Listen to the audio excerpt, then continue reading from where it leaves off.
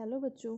आज देखो जो मैं अभी जो एक्सप्लेन कर रही थी उसमें वीडियो पॉज हो गया, तो इसके लिए मैं दूसरी वीडियो ये बना रही हूँ। तो आप वो वाला पहले वाला देख लेना, वहाँ तक मैंने एक्सप्लेन कर दिया, इसके आगे मैं एक्सप्लेन कर दे रही हूँ, ठीक है।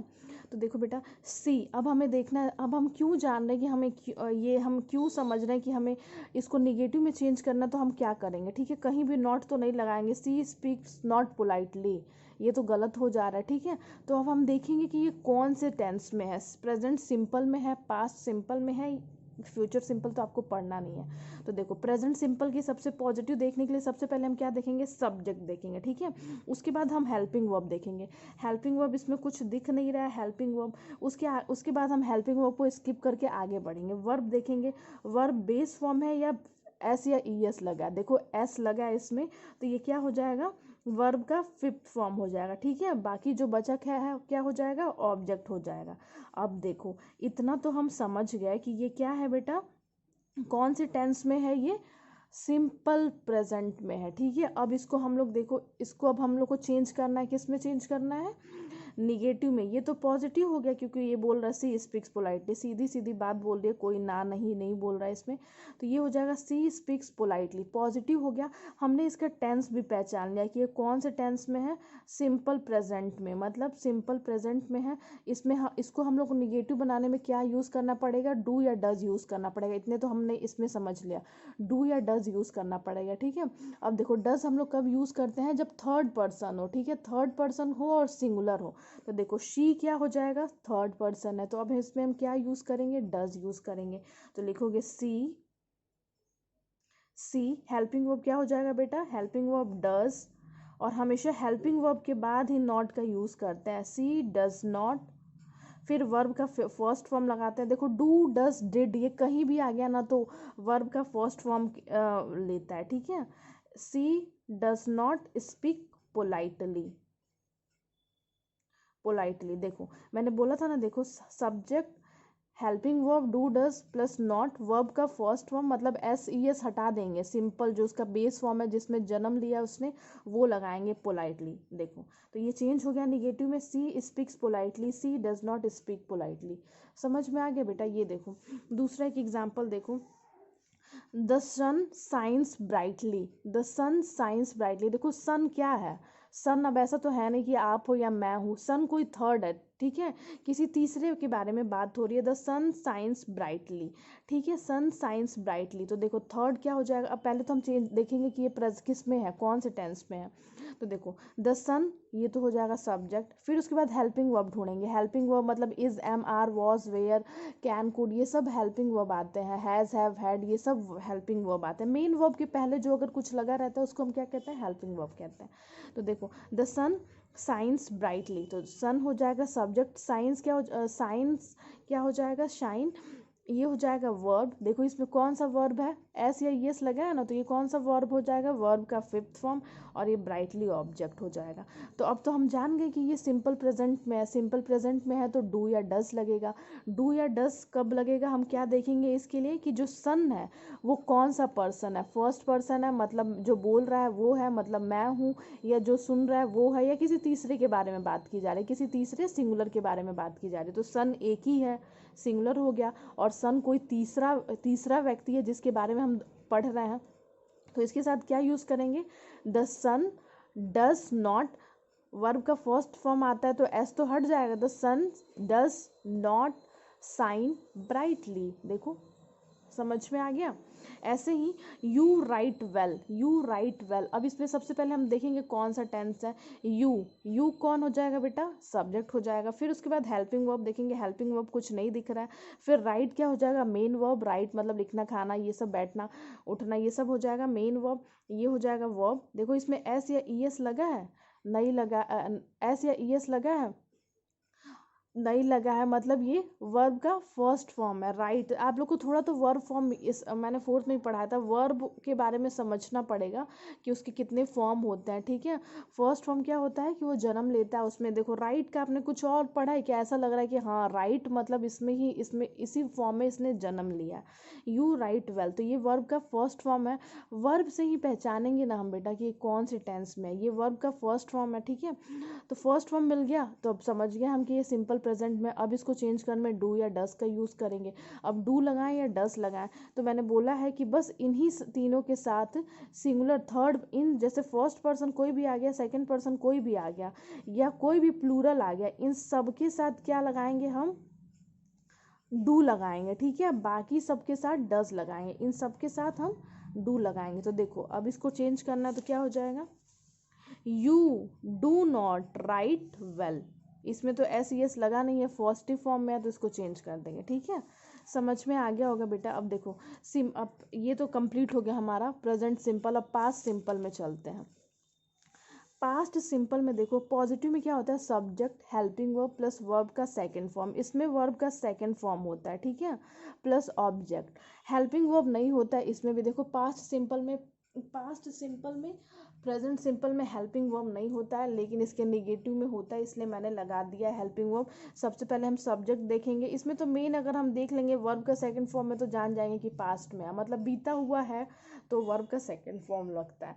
इसका अगर हम निगेटिव चेंज करते हैं ना बेटा, तो हेल्पिंग वर्ब क्या आ जाता है, डिड आ जाता है, do does did plus not. हमेशा मैंने बोला है कि हेल्पिंग वर्ब के बाद नॉट लगता है, प्लस वर्ब का फर्स्ट फॉर्म ऑब्जेक्ट। तो इसमें सेम वही है, बस इसमें क्या हो जाएगा, हेल्पिंग वर्ब डिड लग जाएगा क्योंकि पास्ट में है, और बाकी सब सेम है।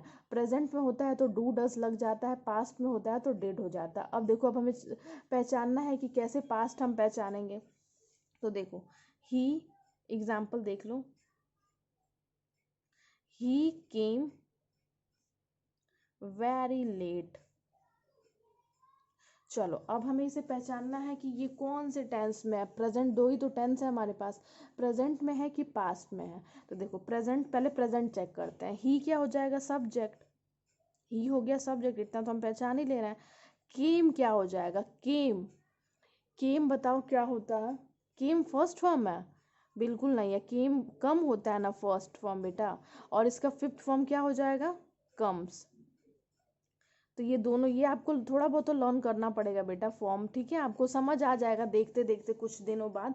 तो देखो कम हो जाता है फर्स्ट फॉर्म, क्योंकि कम हेयर, मैं बोलती हूँ ना कम हेयर, तो ये लगता है कि कम का अलग कुछ नहीं है, ये इसी में इसका हुआ है जन्म। ठीक है, तो ये हो जाएगा ना, यहाँ पे कम है, और वर्ब का फर्स्ट फॉर्म हम लोग पहचान लिए, तो फिफ्थ फॉर्म तो बहुत ईजी है, उसी में एस ई एस लग जाता है, तो फिफ्थ फॉर्म हो जाता है। तो इसमें दोनों नहीं है, तो ये क्या हो जाएगा बेटा, वर्ब का सेकेंड फॉर्म। बस अब तो हम पकड़ लिए कि कौन सा टेंस है, ये कौन सा टेंस है, पास्ट में है।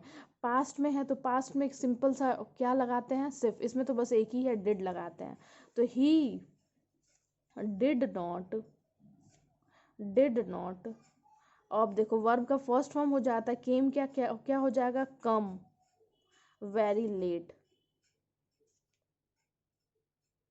एक बात याद रखना बेटा कि डू डज डिड इनके साथ हमेशा जो लगता है ना, अगर हम कहीं भी ये लगा दे, तो इनके बाद जो वर्ब आता है, मतलब वर्ब आता है, वो हमेशा बेस फॉर्म में होता है, एकदम वर्ब का फर्स्ट फॉर्म, मतलब जन्म लेने वाला। देखो यहाँ पे वो कौन से फॉर्म में था, सेकंड फॉर्म था, लेकिन जब हमने डिड लगाया तो इसको कौन से फॉर्म में कर दिया, फर्स्ट फॉर्म में कर दिया। ऐसे ही डज वाले में, ये देखो यहाँ पे कौन से फॉर्म में था, फिफ्थ फॉर्म में था, लेकिन जब हमने डज यूज़ किया तो इसको कौन से फॉर्म में कर दिया, फर्स्ट फॉर्म में कर दिया। ठीक है, तो समझ में आ गया बेटा, समझ आ जाएगा, बहुत इजी है ये। ठीक है, एक ये देखो, the gardener waters the plant. The gardener क्या हो जाएगा, सब्जेक्ट, वाटर्स, देखो वाटर्स एस लगा है इसमें, तो ये फिफ्थ फॉर्म है, फट हम लोग फट से पकड़ लिए कि क्या लगाना है, डू डज। अब देखो गार्डनर कौन है, मैं हूँ ना, आप हो, हम किसी तीसरे के बारे में बात करें, तो क्या लगाएंगे, डज नॉट। फिर वाटर्स का क्या हो जाएगा, वाटर, क्योंकि फर्स्ट फॉर्म में लगाना है, हटा देना है एस ई एस। समझ में आ गया। अब देखो एक, मैं इसीलिए अच्छे से बता रही हूँ बेटा, ये देखो ये तो बहुत ईजी है। Am is are was were अगर कहीं भी आ जाता है, और वर्ब जो यहाँ पे लगा रहता है I N G, fourth form मैंने बताया था ना, वी फोर मतलब क्या होता है, आई एन जी। देखो कहीं भी आपको आई एन जी दिख जाए, उसके पहले नॉट लगा देना, is am are was were दिख गया, और बीच में आपको निगेटिव बनाना है उसको, और इसके बगल में जो वर्ब है वो आई एन जी वाला फॉर्म है, तो उसके बगल में नॉट लगा देना। जैसे आई एम गोइंग होम, यहाँ पे देखो आई एम गोइंग होम, तो आई तो आ गया हम लोग, देखो इसमें एम भी देख लिया इसमें। अब देखो वर्ब का फर्स्ट फॉर्म भी है, अब इन दोनों के बीच में मैंने बता दिया था ना कि हेल्पिंग वर्ब और मेन वर्ब के बीच में ही लग जाता है नॉट। तो देखो आई एम नॉट गोइंग होम। आप ऐसे पढ़ोगे भी ना बेटा तो बहुत समझ में आ जाएगा। जैसे एग्जाम में अगर आपको कुछ नहीं याद आ रहा है या कुछ नहीं समझ पा रहे तो आप कॉमन सेंस यूज़ करो। ये देखो अगर I am going home, I am not going home, I am no going home अच्छा लग रहा है क्या? नहीं ना। I am going not home कुछ समझ में आ रहा? नहीं ना। I am not going home ये समझ में आ रहा। ठीक है, बाकी आप लोग को रूल याद ही रख लेना, is am are was were कहीं भी आ गया और उसके साथ ये आ गया वर्ब का फोर्थ फॉर्म, तो बीच में क्या लग जाएगा? नॉट लग जाएगा। ठीक है, ये देखो हैव हैज़ हैव हैड कहीं भी आ गया तो उसको अगर निगेटिव में चेंज करना तो उसके उसके निगेटिव में चेंज करना है तो उसके बाद हम लोग नो यूज़ कर देते हैं। ठीक है, हैज़ हैव हैड कहीं भी आ गया तो उसके बाद हम लोग क्या यूज़ कर देंगे? नो यूज़ कर देंगे। ठीक है, समझ में आ गया बेटा? देखो सिंपल सा था ये। तो देखो ये सब तो मैंने बता ही दिया कि हेल्पिंग वर्ब और मेन वर्ब के बीच में ही हम लोग नॉट का यूज़ करते हैं, तो ये ज़्यादा आप लोग को समझने की ज़रूरत नहीं है। ठीक है, हेल्पिंग वर्ब, और देखो बहुत सारे हेल्पिंग वर्ब होगा ना तो फर्स्ट वाले हेल्पिंग वर्ब को छोड़ के लगेगा। ठीक है, ये तो चलो ठीक है बहुत आगे हो जाएगा, लेकिन आप लोग ये समझ गया ना। देखो सिंपल प्रेजेंट में क्या होता है बेटा? सिंपल प्रेजेंट में हम क्या चेंज करते हैं? सिंपल प्रेजेंट में हम लोग निगेटिव बनाते समय सब कुछ तो सेम ही रहता है, लेकिन उसमें हेल्पिंग वर्ब, इसमें हेल्पिंग वर्ब होता ही नहीं है कोई, लेकिन इसमें हेल्पिंग वर्ब कौन सा आ जाता है? Do does. डू डज, और इसमें वर्ब कोई भी हो लेकिन जब डू डज लग जाता है तो कौन सा वर्ब का आ जाता है? फर्स्ट फॉर्म, मतलब बेस फॉर्म आ जाता है। ठीक है, बेस फॉर्म। और देखो पास्ट में क्या होता है? डू डज आपको समझ में आ गया। डज कब यूज़ करते हैं बेटा? जब कोई थर्ड पर्सन हो, मतलब किसी तीसरे व्यक्ति के बारे में हम बात कर रहे हैं और वो सिंगुलर हो, एक हो कोई, तो डज का यूज़ करते हैं, बाकी सबके साथ डू का। ठीक है, अब देखो सिंपल पास्ट में क्या था? सिंपल पास्ट तो बहुत सिंपल है, इसमें हम क्या देखते हैं? हेल्पिंग वर्ब होती नहीं है कुछ, बस वर्ब का सेकंड फॉर्म हम जान जाते हैं देख के कि ये पास्ट में है।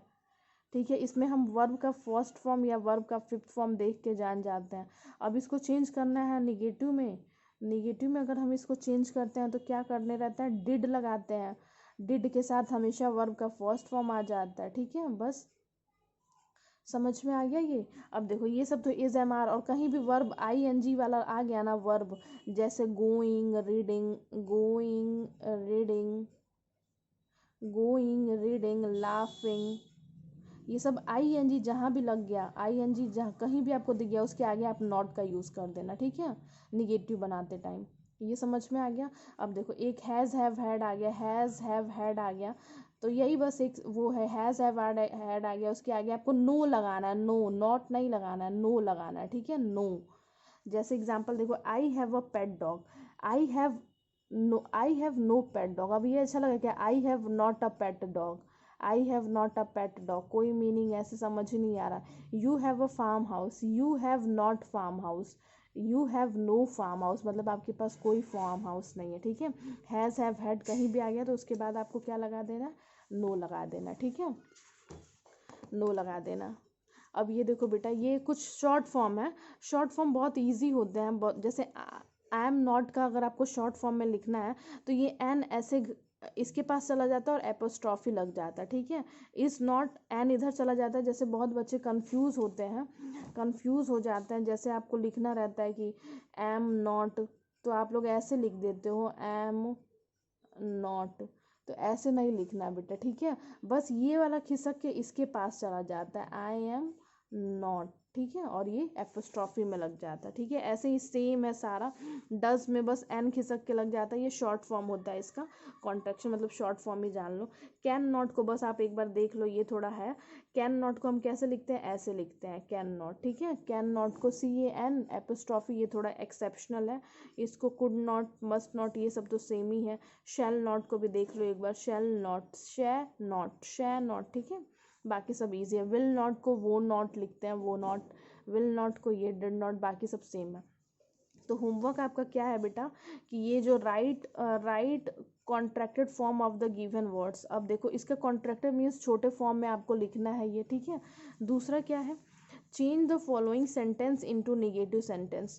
Change the following sentence into negative sentence. इसको अब देखो बेटा, आपको नेगेटिव सेंटेंस में चेंज करना है, ठीक है। नेगेटिव सेंटेंस में डू, डज, डिड या नॉट लगाना, आईएनजी वाला होगा तो नॉट लगाना, हैज़, हैव, हैड होगा तो नो लगाना है, ठीक है। तो आप खुद पहचानो कि आपको क्या लगाना है क्या नहीं। इसको अच्छे से समझ के करना बेटा, वरना मेरी पूरी मेहनत ख़राब हो जाएगी। तो आप अच्छे से इसको समझ के बार बार वीडियो रिपीट पे देखो और इसको कर लेना, ठीक है। Thank you.